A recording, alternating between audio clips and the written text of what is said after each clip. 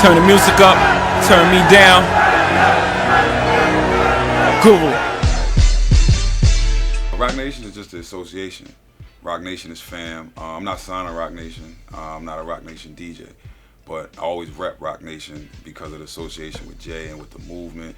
So for me, it's just about being a soldier. That's how it is with me and Jay. Like, it don't need to be no written down rules or nothing like that. Like, my level of appreciation for what he did for my life, I'm gonna always play my part and play my role. So, you know, with anything with Roc Nation, I take care of whatever needs to get taken care of for whatever artist. Everybody got specific jobs, and, you know, I fill in the blanks or fill in the holes or get whatever needs to get done for whatever artist. Watch the Throne really started when we were in Australia. We went out.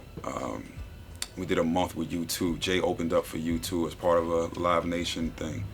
And they were kicking around ideas then and playing music.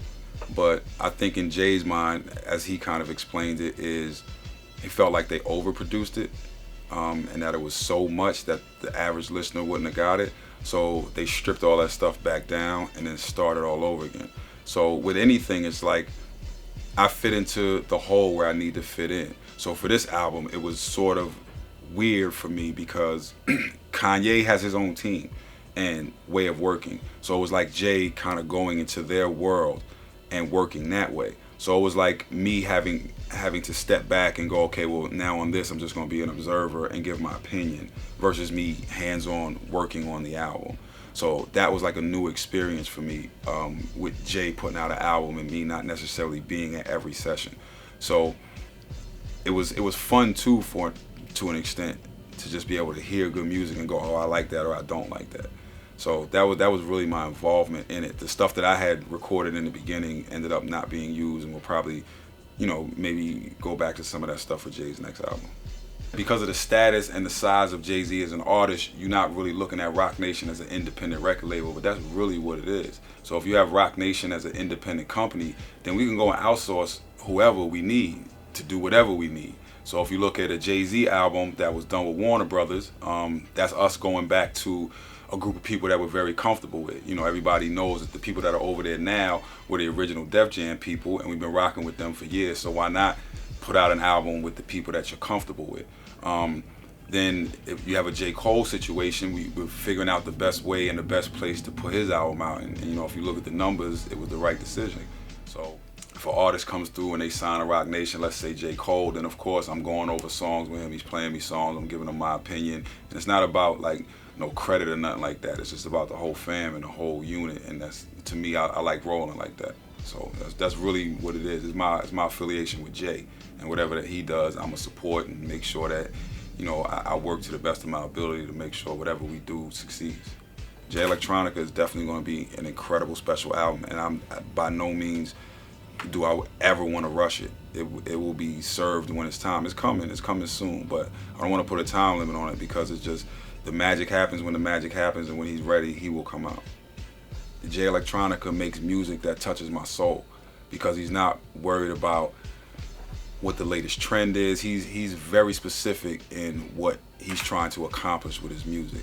So his music has some of the best messages and some of the best direction that I've seen in a long time. Currently just wrapped up in London. He was doing the majority of his recording over there. He's back in the States, and we're just in the wrap-up process. There's still a couple people that I want to sit him down with and just go over his album completely, just to make sure that it's exactly what he wants. I wouldn't mind throwing out a mixtape before. You know, I don't want to promise anything, but I would love to throw out a mixtape before the album and just really get you into the story of who Jay Electronica is as a person, because he's a very interesting person. If you think back, all the buzz that came was off of a record that was just like, hey, just has a beat.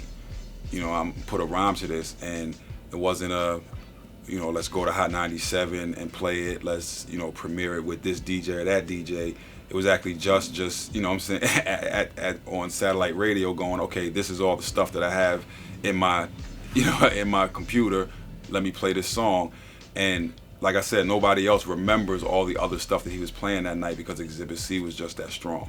So those type of records you can't fabricate, and you can't sit in an office and think about and put this R&B person on this person's beat and let's get this writer. No, those are put together what I call fabricated records. Not to say that that's negative, but a lot of organic hip hop isn't made that way, and that's not the way Jay Electronica works.